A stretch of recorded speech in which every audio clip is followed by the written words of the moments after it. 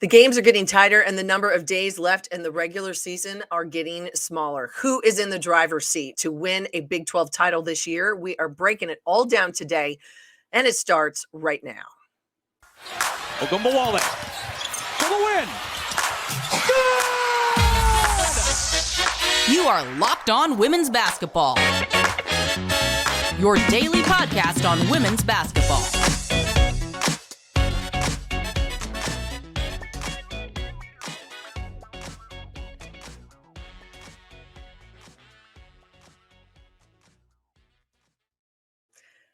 Happy Monday, friends. It is February 20th, 2023. I am Missy Heidrick, National Women's Basketball Correspondent here at The Next. Thank you for making Locked On Women's Basketball your first listen every day. We are free and available wherever you get your podcasts. You can follow me on Twitter at Missy Heidrick, and be sure to follow The Next at The Next Hoops and this podcast at Locked On WBB. And then you have to absolutely take yourself over to our website, www.thenexthoops.com, for all of the women's basketball coverage you can get. The Big 12 Conference was making headlines last week as there seemed to be a resolution to the conference realignment storm that brewed in 2021, and we knew there would be a ripple effect on women's basketball. This 22-23 Big 12 race has all sorts of storylines. New coaches, new faces on the floor. Who's going to be the team to unseat Baylor from their phenomenal run of 12 straight regular season titles? And who's in the lead for Big 12 Player and Coach of the Year? We're going to break it all down today. Yesterday was the Daytona 500, and I feel like the Big 12 season is a lot like NASCAR. You got to drive fast, you've got to avoid the crash and burn moments, and put yourself square in the driver's seat to win a title. Let's take a step back. We go back to July of 2021, and that was when the true first ripple went through the Big 12 and Big 12 country, when Oklahoma and Texas, out of the blue, announced that they were joining the SEC. It really did put the Big 12 and everybody within its ranks back on their heels, trying to figure out what would happen next. But give credit to the conference. They went on they went proactive. They went on the offensive and decided that they were going to not only hold the Big 12, the remaining 8 teams together, institutions together, but that they were also going to find 4 others to join. And they did that. And it does continue to expand the footprint of what the Big 12 is going to look like in the future. Joining them in July of 2023, BYU, Central Florida, Houston, and Cincinnati. But one of the biggest conundrums in this entire process for the Big 12 has been the exit of Oklahoma and Texas. It wasn't supposed to happen until 2025. Would it happen sooner? How many years would the Big 12 play with 14 teams in their athletic events? What would that exit look like? Could it happen sooner? What was going to happen? Well, all of those questions really landed square in the lap of the new commissioner, Brett Yormark. He started July of 2022, and that was one of the biggest questions that he's had to tackle from the get-go. But give credit to the commissioner, because he has always said is that whatever was to happen, if there was going to be an early exit by Oklahoma and Texas, it would only be to the benefit of the current members and to the Big 12 Conference. They would not take anything that would move them backwards. It would only be in a positive direction. So now we fast forward February 9th, and the Big 12 Conference announces that it had agreed in principle with Oklahoma and Texas for them to leave the league following the 23-24 athletic year, 1 year earlier than originally had been discussed and announced. The largest sticking point has always been the financial compensation, which was finally agreed upon with all of the parties. While it's still subject to approval, and I'm sure getting closer now that we are a week or so out of this press release, the compensation to the Big 12 for the early withdrawals of the 2 schools totals $100 million in foregone distributable revenues to Oklahoma and Texas. And as the commissioner said, and I go back, I give them credit because I think they stuck to their guns. It seemed as though the Big 12 really held all the cards in this hand. They were the ones that were going to be able to dictate really what happened if the SEC exit or if the exit of Oklahoma and Texas to the SEC was going to happen. And this is what he said in that release statement, quote, "As I have consistently stated, the conference would only agree to an early withdrawal if it was in our best interest for Oklahoma and Texas to depart prior to June 30, 2025. By reaching this agreement, we are now able to accelerate our new beginning as a 12-team league and move forward in earnest with our initiatives and future planning," end quote. It seems as though there's been a resolution. Next year will be a little bit dicey because there will be 14 teams in this league, but then you head to the 24 athletic year, 24-25, and it will be back to the original moniker of this league, 12 teams. And what does that mean for women's basketball? Well, I think one of the things that we've talked about many times has been about an expansion of geography, both for eyeballs that watch these teams on television. You stretch across different time zones. It really does open up what you can do, but it also gives you different geographical pockets for recruiting. If I'm some of these coaches within the Big 12, it expands that. How will it change for Texas and Oklahoma? Well, it's going to be the challenge of going to the SEC, one of the top tier leagues in the nation, the number one team in the country, obviously in the SEC. It is not going to be an easy path. It would also change, I think, some of the traditional rivalries that we have seen. Will Oklahoma and Oklahoma State continue to play in Bedlam after the 23-24 athletic year? To be determined, more than likely not. So we know that this has been about dollars, that it's in the discussion by Oklahoma and Texas that this was about revenue and it was about exposure. I believe women's basketball will get that exposure. What the revenue component will be, to be determined. How will that exposure help their programs? That is still to be determined as well. I think there's a lot of question marks, but for the Big 12, I think they feel as though they are absolutely on good footing, with the possibility of other things that could come down the line. But those four teams, BYU, Central Florida, Houston, and Cincinnati, those four institutions joined the Big 12 in July of 2023, 14 teams for 1 year, but a very different look after that. So as we fast forward now, here we are, mid-February. What does the Big 12 women's basketball race look like? Well, I think it is a lot like NASCAR. It is a lot of dodging and weaving and trying not to get tripped up, trying to put yourself in the best position of having to win at home, but maybe sealing a few on the road. Now, the Big 12 is a little bit unique. Unlike other leagues, there's 2 weeks left of the regular season. A lot of conferences will be finishing their regular seasons this week, and then they will head to postseason. The Big 12 Conference Tournament does not occur until March 9th. It's March 9th through the 12th in Kansas City. The finals are actually on Sunday, March 12th, which is Selection Sunday. So there's more time left, more games to be played in the regular season. And now we've got to talk about the teams, the 2 teams that I think really are in that driver's seat, and that is Oklahoma and Texas. This week's poll just dropped a few minutes ago. You've got Oklahoma in at number 13 and Texas in at number 19. They both are 12-3 overall, 21-7 for Texas, 22-4 for Oklahoma. Now, circle on your calendar, circle on your calendar, Saturday, February 25th. That's when these 2 teams will play. Texas will go to Norman, Oklahoma, and play the Sooners. That will really be, I think, unless they get tripped up before that, that will be the game that could decide the Big 12 title. But you have to look at these 2 teams and what they are able to do on the floor. You've got Oklahoma, who leads the Big 12 throughout the course of the season and in conference play and scoring, 86.7 points per game. But it is Texas with the top defense in the Big 12, giving up just a little under 60 points a game at 58.3 on the year. So this is going to be about offense versus defense, but there have been moments where we've seen Texas be able to score the basketball in big chunks. Whether or not they can do that against Oklahoma, whether or not they can find that factor, that is going to be the next case. But you go back yesterday, Oklahoma, both of these teams played, and really I thought past tests that were going to be important for them. It was Oklahoma going on the road to Kansas. This is a Kansas team who has dropped a little bit. They got back to the NCAA tournament a year ago. We'll talk about them a little bit more. Are they sitting on the bubble? What is their prognostication moving forward for this year's NCAA tournament? Well, a win against Oklahoma, a ranked Oklahoma team, would have been a big feather in the cap. They couldn't get it done. This Oklahoma team, they at 86 80. They get the win on the road. They go 10 of 21 from behind the three-point line, shot just under 50% for the entire game.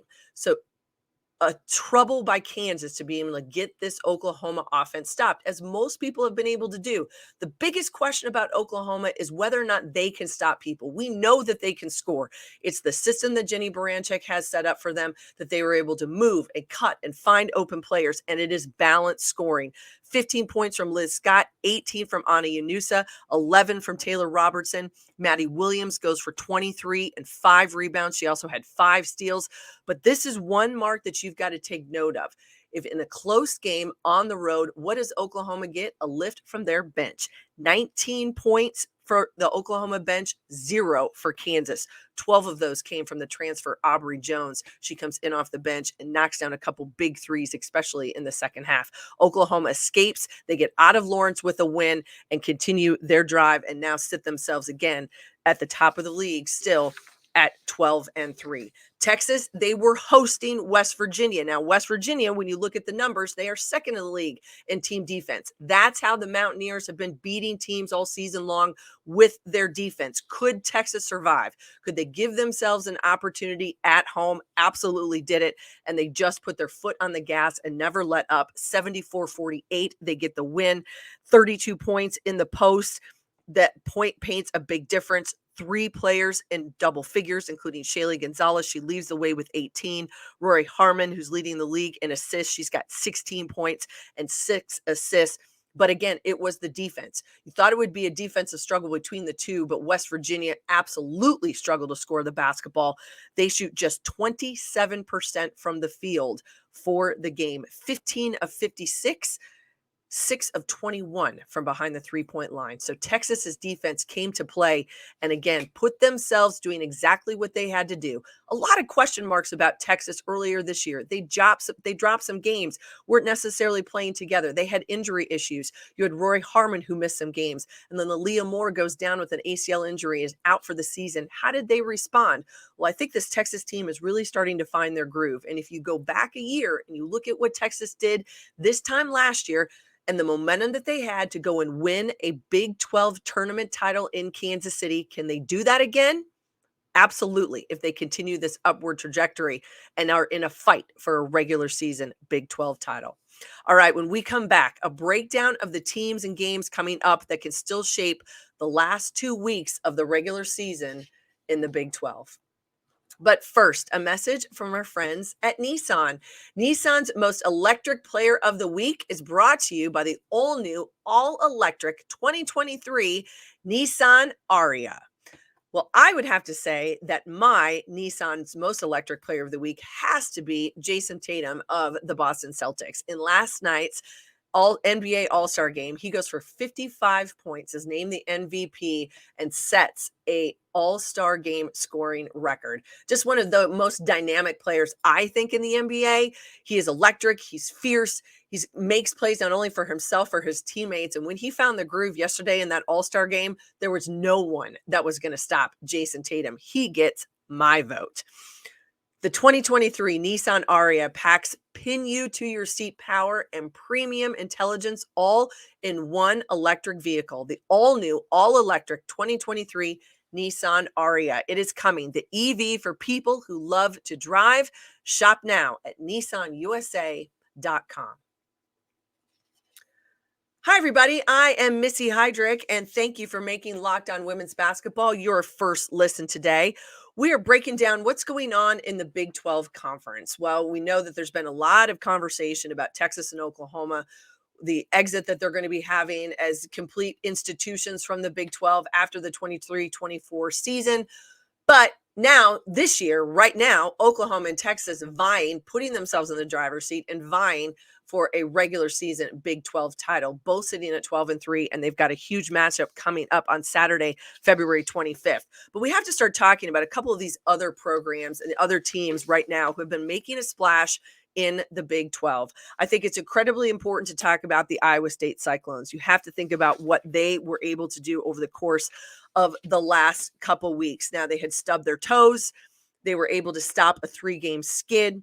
two huge wins last week. They beat Texas 66-61 and then put themselves back in the hunt, I think, for possibly a top 16 seed overall in the NCAA tournament, but at least giving yourself a chance to be in that upper top 4 when it comes to seeding for the Big 12 tournament with a huge win, 81-77 in double overtime at Baylor. And that really tells us a lot about this Baylor team, and we'll speak to them in a moment. But my hat goes off to this Iowa State team. They lost Stephanie Suarez in the first regular season Big 12 game in early January, and it really changed what was going to happen, I think, with this Iowa State team from a multitude of perspectives. She was just the kind of player that gave him so many different looks and so many different options, opened the floor for a player like Ashley Jones and Lexi Donarski, and really was that one piece of the puzzle that they maybe didn't have a year ago, along with Danae Fritz, who missed time last season and sat out because of injury. She is back this year and giving them absolutely a scoring punch. But without Suarez, it really changed how teams defend and how teams attack this Iowa State squad. You fast forward now to mid-February, Bill Finley gets his 750th career win with that W against Texas early this last week. Hats off to Coach Finley, one of my favorite people in the entire women's game, one of the best coaches and people I think out there, but gets 750 career wins.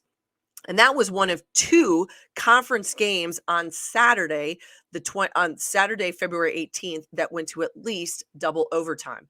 Now let's talk a little bit about this Baylor team. It has been a skid, and Baylor is on a skid themselves. They've got work to do now. What does it look like for Baylor? Well, now that on Wednesday, February 22nd, they've got to go to TCU. Well, that TCU team just got their first conference win of the season. It was looking as though TCU may actually go over in the Big 12 this year, but they were able to regroup. They shot the ball incredibly well, got themselves on a roll, and beat a Kansas State team at home on Saturday, 75-62. So now Baylor, who themselves has been on a skid, who's really kind of a bit out of sorts, it feels, both on offense and defense. They've been shorthanded. They've gotten themselves into foul trouble with a much shorter bench. It's tougher for Nikki Collins. She's got a lot of pieces of the puzzle that she's got to move around. Well, now Baylor's got to go to TCU on Wednesday, February 22nd. That is absolutely a game they have got to win. They've got to put themselves back in the W column. They sit in all of the prognostications as into the NCAA tournament, but as we know, that's the full body of work, not just your net ranking, but the full body of work, and especially the last 10 games that the committee is going to look hard at. Can this Baylor team rebound? They absolutely are going to have to find out, and they're going to have to do it Wednesday when they go on the road to TCU. The other game that went into it double overtime, at least double overtime, but it was actually a triple overtime win by Oklahoma State at Texas Tech, 92-80. Now, this Oklahoma State team right now might be the biggest surprise this year in the Big 12. 19-7, 9-5. First-year head coach at Oklahoma State, J.C. Hoyt. How has she done it? Well, I think it's a new reset of culture and energy. You can see it when her team plays. They play with a lot of intensity, especially on the defensive end, not afraid to get after people. But when necessary, they want to play fast. And that they play fast, and I think they play smart. And that's one of the things that's a big difference maker. You can play fast and try to get up and down, but you've got to be able to make good decisions with the basketball. As the season has gone on, they weren't tested a lot early in their non-con, but as this season has gone on, they've picked up wins. They've found ways to win on the road, and they have absolutely been able to get themselves some W's at home. They go to Lubbock. They win in triple overtime, 92-80. And a huge W for them. 28 points for Nene Alnatis, 28 points, 5 boards, 3 assists.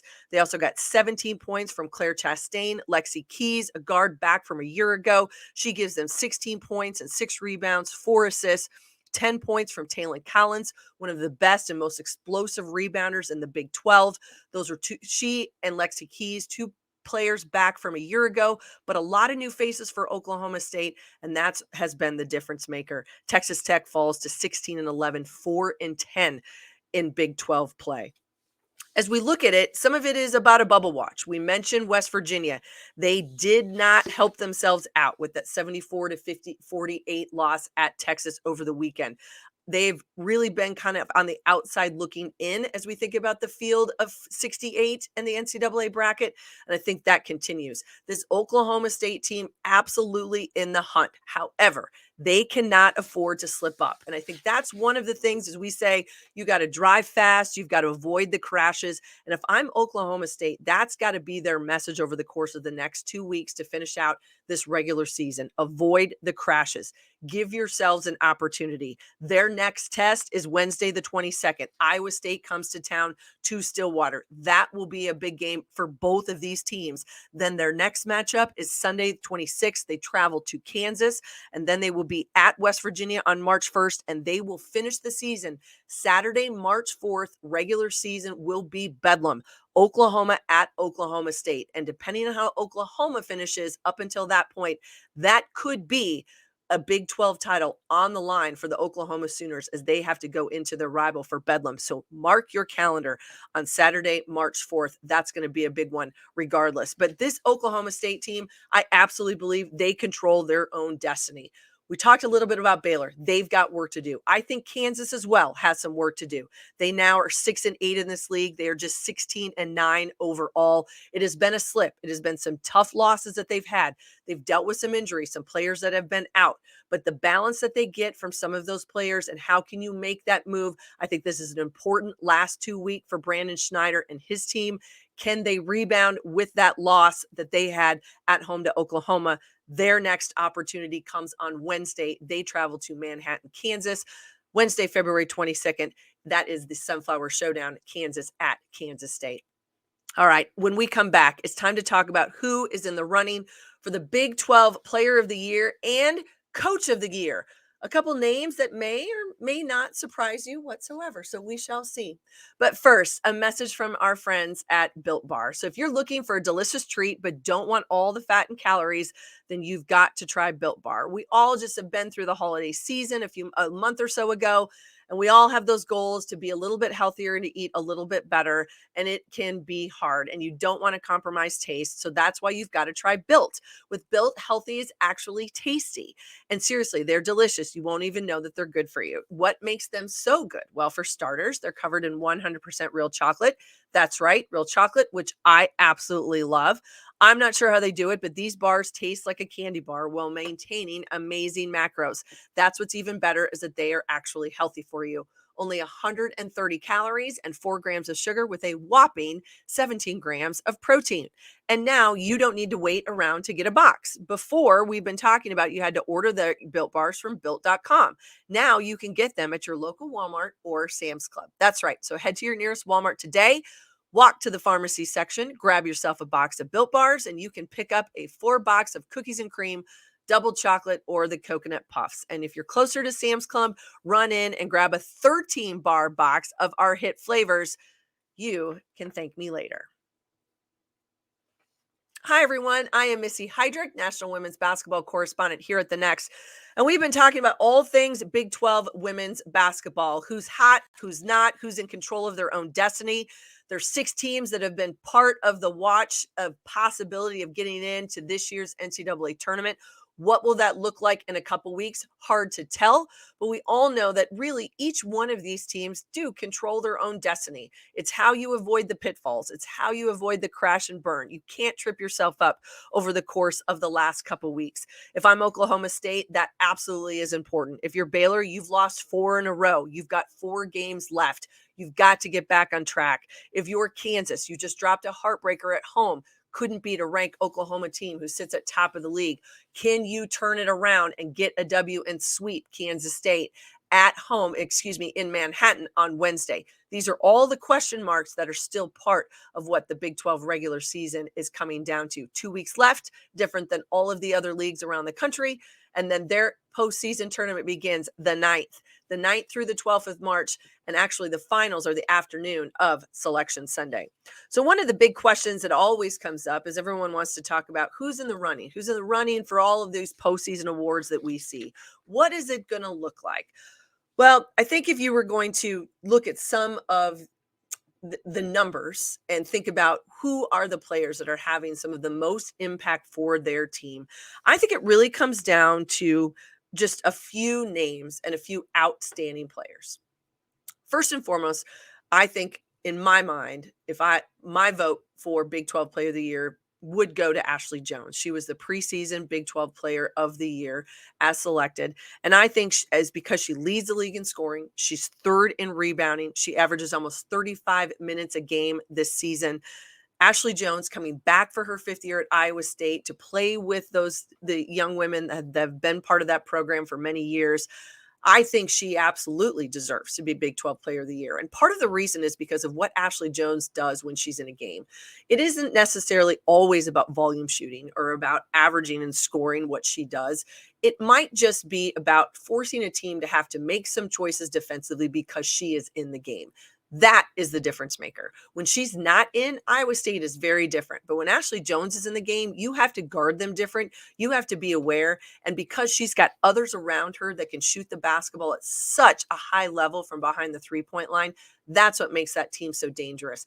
I wouldn't want to see Iowa State in my bracket, and I absolutely don't want to see an Ashley Jones-led Iowa State squad. And so that's why, in my opinion, I think she's the front runner for Big 12 Player of the Year. Not far behind her has to be super senior Maddie Williams of Oklahoma. She is sixth in scoring, and she's one of the top scorers and rebounders in the Big 12 this season, and really has been one of the key factors for Jenny Baranchik's team this season. She does so many things on the floor. She has been an undersized post, but this year has been able to play a little bit more on the perimeter. She's got three-point range. She can put it on the floor and attack and get downhill. She's been great at the free throw line, and she's a tenacious rebounder on both ends.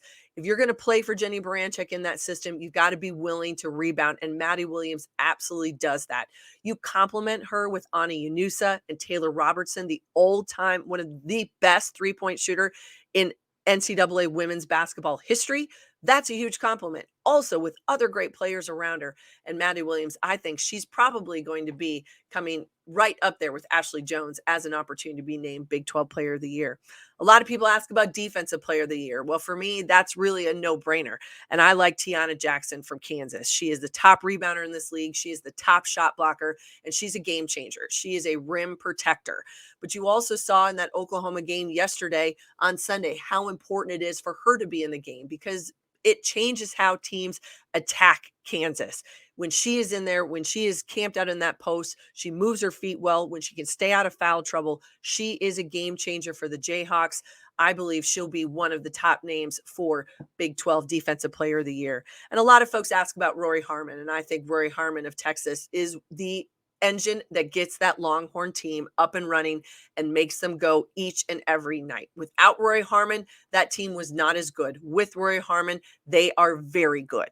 And that is why they are starting to peak at the right time. That is why they are making the adjustments that they have made. And Vic Schaefer knows that she really is the brains and out at that quarterback position at the point guard. She is what makes Texas who they are. She's tops in assists in the Big 12 right now, second in steals. She absolutely is one of the best players in this league. And a big question always is about Freshman of the Year. And so the Freshman of the Year is a tough conversation because you have to look at the numbers. Not all of them are going to be fantastic, but I believe that the young lady that was actually selected as the preseason Freshman of the Year is probably going to be the one that takes this home. And that is Dariana Littlepage-Buggs. She has had an outstanding freshman campaign for Nikki Collin at Baylor. I saw her in person a week ago, and she's a physical talent with a ton of tools on the floor. She could rebound. She can post you up. She's not afraid of that mid-range jumper, and she will work on the backboard. And that's exactly what you want to see out of a freshman. The numbers have been up and down, but she's been cleaning up in Big 12 Freshman of the Week honors all season long. And I foresee her being named Big 12 Freshman of the Year. Now we go to Coach of the Year. And I think this is always one of those sort of dicey conversations because a lot of people assume, well, if you win your league, then you'll be named Big Coach of the Year in your league. That always isn't the case. A year ago, Brandon Schneider from Kansas, who got his team back to the NCAA tournament for the first time since 2013, he was named the 21-22 Big 12 Coach of the Year. This season, I think you have to also think about JC Hoyt being in the running for Big 12 Coach of the Year. This Oklahoma State team, her first year, a lot of new faces, a new culture, a reset of their program, and she's absolutely making it happen, putting them in position to get back to to the NCAA tournament for the first time since 2021. They're 9-5 in Big 12, 19-7 overall.